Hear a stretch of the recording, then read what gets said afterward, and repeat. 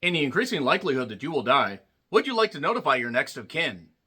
Elio is the latest Pixar film that features a young man named Elio. Whoa, hold on there, Pixar executives. Pump the fucking brakes.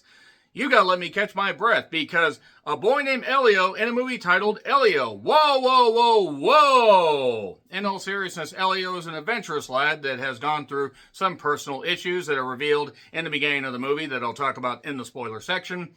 His aunt is raising him. His aunt that works at a high-tech military base with a bunch of satellites that can possibly communicate with aliens in the vast reaches of space.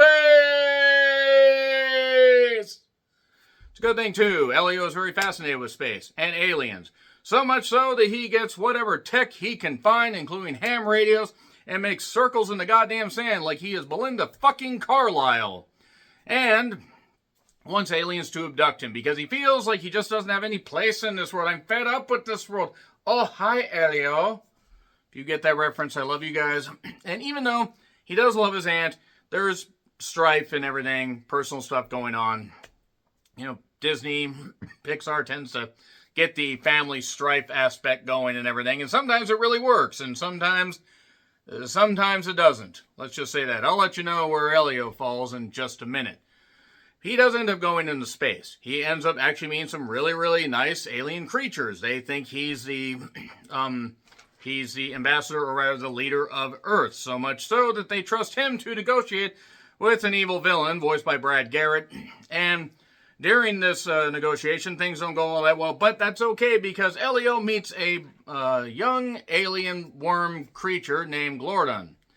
And a friendship develops. I will say that between Elio and Glordon, those are actually the best scenes, because that shows how even if you come from different, races, color, creeds, or galaxies, as it were, you can find a common bond. The fact, that there is a family strife element among both of them is rather fitting. And they just want to do their own thing. It also does show that sometimes the big dreams that you have are not bad, but maybe you looking up there makes you realize that you don't have an eye on what really matters right in front of you. Now, that sounds like a decent premise for a Pixar movie, doesn't it? Well, I've seen advertisements for this for months on end, and I can tell you that this film gets a resounding I didn't expect much from this. The ratings so far are pretty good, but even a lot of the positive ones are like, you can tell that this film is too busy. I will illustrate. This film, story by and directed by, there were 3 different people listed under that. There were 3 other people listed under writing. Director, the director shifts happened, production delays. This thing was supposed to come out in March of last year. And because of the writer-actor strikes and stuff like that, yes, it got delayed. I'm sorry, though, this film should have come out last year, because it might have had a better chance to succeed. Lilo and Stitch clean up at the fucking box office. Grand, it will be on Disney Plus probably by sometime in August, but it has made a fuck ton of money. How to Train Your Dragon, built-in fan base, has really cleaned up at the box office. And then you have this that cost, reportedly at the beginning, $150 to $175 million, which, given how some of this film looks, I can understand. Given how other parts of this film look, I wonder where they spent the money. I saw the 3D version. Some of the 3D actually looked pretty good. Some of the 3D looked kind of eh. I think Encanto was a much better use of the 3D. But essentially, the budget got ballooned like crazy. Rumor has it between like $250 to $300 million, possibly even more. I don't know about 300 plus million.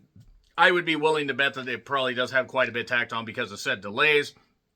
For this, had this film not had the delays and gone straight to Disney Plus, rather, it probably would have been a better idea, because unfortunately, this film is an amalgamation of ideas, such as, the family dynamic, the alien comedy, and the space wizardry and stuff like that. And there's even one funny scene that kind of harkens back to some, sci-fi movies of the 40s, 50s, and 60s that I really like, that I would have liked to have seen the movie lean more into. I'll talk about that in the spoilers.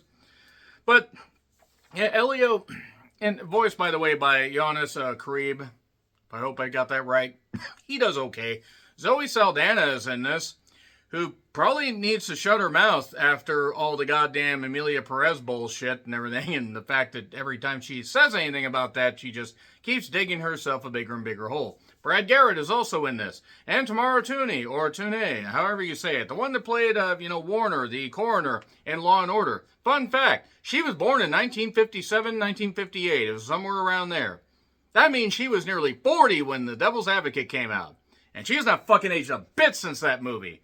That being said, enough about Devil's Advocate. I will retro-review that at some point. Elio just gets a resounding meh. It's not terrible. It's average. It has elements that bubble up. There are a few cool interactions, again, between Elio and Glordon, but just none of this really works. There's no sense of danger. There's no villain. There's no sense of wonder either. Like, they're in space, but it feels like the film never really leaves the ground. The film feels devoid of, proper formation of ideas, to the point that you're kind of wondering if maybe Too Many Cooks in the Kitchen was really what did this film in. So it's in theaters if you want to check it out. I'm going to get into spoilers, though. Don't know how long they'll take. Yeah. Otherwise, Disney Plus, 3, 2, 1, spoilers. So, basically, he lost his parents in a car accident. That is said, not shown, as hilarious as that would have been for me. Would have traumatized the children. But then again, there were some children, there were little shits in there that probably could have stood a little bit of traumatizing. But I digress. His aunt is taking care of him. His aunt is having some issues. They probably tried to make this kind of like a Lilo and Stitch situation. Or, Nani and Lilo and that kind of stuff where the kid's acting out. But, Elio means well. He spoke a language that his parents spoke. It was Elioese. Get it? It's like Eloise.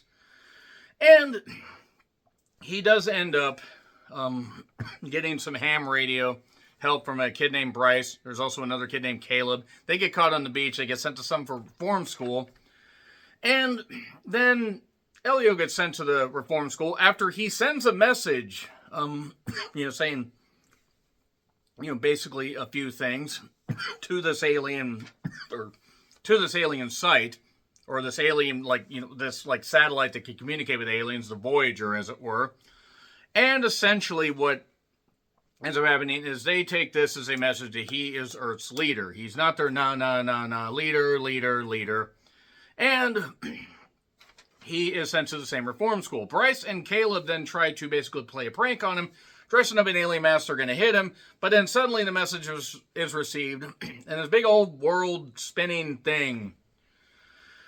It's like the meeting of the various nations in Futurama. I'm going to allow this. And she's built like a restaurant, but she handles like a bistro. You win again, Gravity. Zap Brannigan in this would have helped a whole lot more. So, he basically is given the opportunity to become a citizen of this Federation thing, whatever this is. And by the way he can communicate is there's this communion disc. A communication disc, basically. It's like the Glomverse or something like that, the Glormverse. A lot of these terms really are instantly forgettable, so they just sound spacey, but they're not really registering. And then Lord Grigon shows up, or Grigon, shows up, voiced by Brad Garrett, who's in a big old metal thing, and obviously is fleshy underneath, but is all, weird mech suit-like. He ends up wanting to join this verse. That doesn't work. And the idea is Elio really wants to stay there. So he says, I will do this. I will negotiate with him. Negotiations basically go tits up. Even after they do some laser shooting of these weird spindly things, which I don't know if that was supposed to be funny. It wasn't. It really wasn't. But they end up essentially kind of at a crossroads, so you won't be lonely because, well, Elio doesn't, puts on that he's not a kid and talks about how being a parent is difficult and we're not all perfect parents, but of course, Grigon does not appreciate that, throws him in jail. Elio gets out of jail very easily, by the way, because this communication disc thing adjusts temperature, heat, cold, and also, if you say gravity off, you'll be able to float. He meets Glorden. They end up having a friendship. There's that one scene that was in the trailer where he ends up climbing in his mouth because of the lava tunnels. And he says, oh, it's comfortable. It's like, well, I'm not fireproof. Really? Why didn't you say something? No, it's comfortable in here. Really? I've never been. That kind of stuff was actually where the movie should have leaned into. Oh, yes, and by the way they were making sure that the aunt didn't suspect anything is they cloned Elio, and he had an eye patch over this, by the way, because he suffered some kind of issue where it was a possible infection, so he was like this. But mind you, the eye patch is like that. So Elio, Ellie clone as it were, is fitting in just fine with the aunt, but he's acting weird, not necessarily concerned about alien stuff, and obviously that concerns the aunt, but he's so good. There's even one funny scene where he clips off his thumb and puts it back on because, he's cloned in jelly and that kind of stuff. Now, meanwhile, Elio and Glordon end up getting along really well. He says, I got this idea. Your dad values you. We want to make sure that he leaves these people alone so I can get this, and you can maybe have a good relationship with your dad. Let's pretend I kidnapped you. So he does, and also during this, he finds out that, well, Glordon doesn't want to become like his dad and get in a mech suit thing, because once you get in the mech suit, you can't have fun anymore. I guess. Because they're weird worm creatures. And then, basically, the negotiations go just fine. Because they end up cloning Glordon. Well, the father always knows. The father ends up blasting the clone of his son. And now the space, place gets taken over. Elio gets sent back down to Earth. The aunt discovered, by the way, that there was no eye jetty. And Elio, the clone, is trying to explain all this stuff and says, okay, let's try to do this. Maybe we'll communicate with the goddamn space deal. So, they're doing that, or the aunt and cloned Elio are doing this, and then Elio ends up washing up on shore. They end up basically banding together. While Glordon has entered his ship, Elio's ship that he used to go negotiate, and ends up on Earth, but Earth is too cold for him, so we're going like E.T., he's not doing all that well. And the cloned Elio is about to dissolve himself. But first they say, hey, wait a second, we need to break in his military base. Wait a second. And he just stops doing it enough times so he looks all misshapen. He's melting like crazy. And the soldiers are freaking out as he's melting in front of them. That was funny. That kind of stuff would have actually been nice to do. And then, I'm just throwing this away. He realizes, Elio does, that his aunt does mean more to him. But he cares about Glordon. He manages to warm them up. They get into this spaceship. But unfortunately, damage is being taken. Because that's a lot of damage. Debris is going. I know it's called debris. Work with me here. It's better than a lot of the writing in this movie. Debris is coming at them. And he's contacting Bryce. Bryce is on the radio. And he says, hey, I'm sorry for what we did. Don't worry about it. We're about to die in space. So can you figure out a way to, coordinate this stuff and give us a field of vision or something like that? They can't, but there's this one weird nerdy guy that I forget the name of, and I don't necessarily give a shit, but he ends up helping them. They escape. They get Glordon back to his father, but he's dead.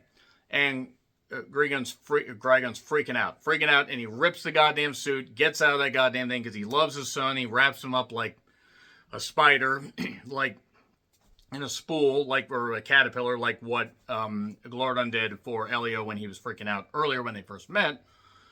And Glordon comes back. He's back to life. The aunt's seeing this, by the way, really, really confused.